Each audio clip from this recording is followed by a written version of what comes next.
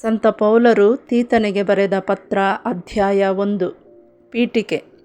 ಕ್ರಿಸ್ತ ವಿಶ್ವಾಸದಲ್ಲಿ ಪುತ್ರನಾಗಿರುವ ತೀತನಿಗೆ, ದೇವರ ದಾಸನೂ ಯೇಸುಕ್ರಿಸ್ತರ ಪ್ರೇಷಿತನೂ ಆದ ಪೌಲನು ಬರೆಯುವ ಪತ್ರ. ತಂದೆಯಾದ ದೇವರು, ನಮ್ಮ ಉದ್ಧಾರಕರಾದ ಯೇಸುಕ್ರಿಸ್ತರು ನಿನಗೆ ಕೃಪಾಶೀರ್ವಾದವನ್ನು, ಶಾಂತಿ ಸಮಾಧಾನವನ್ನು ಅನುಗ್ರಹಿಸಲಿ.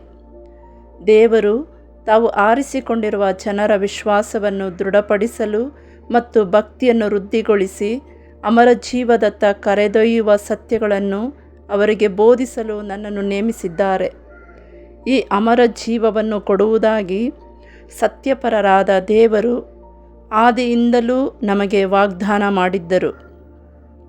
ಸೂಕ್ತ ಕಾಲವು ಬಂದಾಗ ಈ ವಾಗ್ದಾನವನ್ನು ಈಡೇರಿಸಿ ತಮ್ಮ ಸಂದೇಶವನ್ನು ಪ್ರಕಟಿಸಿದರು. ನನಗೊಪ್ಪಿಸಿರುವ ಈ ಸಂದೇಶವನ್ನು ಜಗದ್ರಕ್ಷಕರಾದ ದೇವರ ಆಜ್ಞಾನುಸಾರ ನಾನು ಸಾರುತ್ತಿದ್ದೇನೆ. ಕ್ರೇಟ್ ದ್ವೀಪದಲ್ಲಿ ತೀತನ ಸೇವೆ.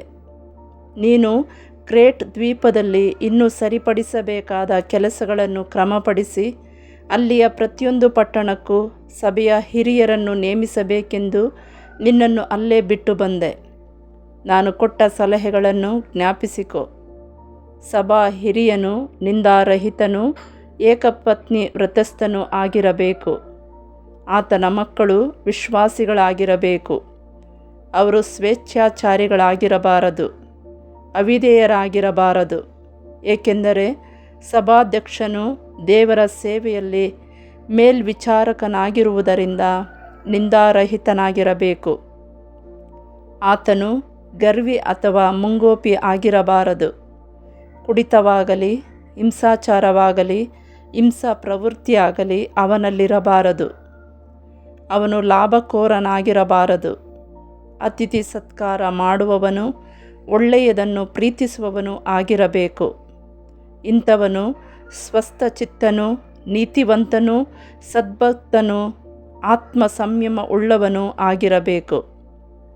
ವಿಶ್ವಾಸಿಸಲು ಯೋಗ್ಯವಾದ ಹಾಗೂ ಕ್ರೈಸ್ತ ತತ್ವಗಳಿಗೆ ಅನುಗುಣವಾದ ಸಿದ್ಧಾಂತಗಳನ್ನು ಅವನು ಭದ್ರವಾಗಿ ಹಿಡಿದವನಾಗಿರಬೇಕು.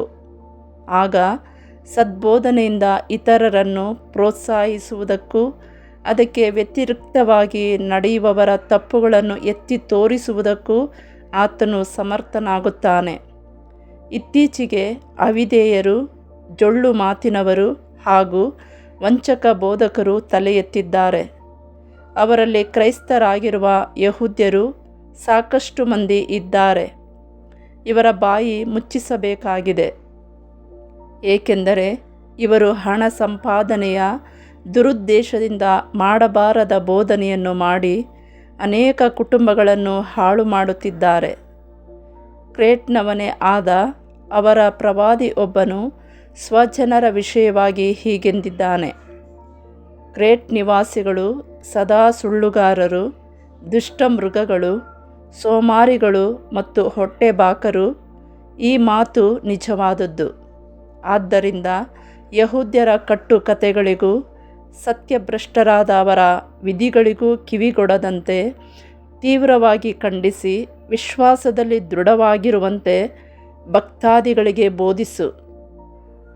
ಮನಶುದ್ಧಿ ಉಳ್ಳವರಿಗೆ ಎಲ್ಲವೂ ಶುದ್ಧವಾಗಿಯೇ ಇದೆ. ಭ್ರಷ್ಟರಿಗೆ ಮತ್ತು ಅವಿಶ್ವಾಸಿಗಳಿಗೆ ಯಾವುದೂ ಶುದ್ಧವಲ್ಲ.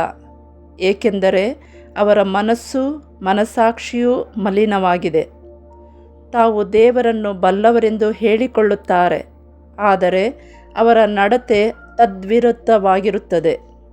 ಇಂಥವರು ಅವಿಧೇಯರು, ಅಸಹ್ಯರು ಆಗಿರುವುದರಿಂದ ಯಾವುದೇ ಸತ್ಕಾರ್ಯವನ್ನು ಮಾಡಲು ಅಯೋಗ್ಯರಾಗಿದ್ದಾರೆ.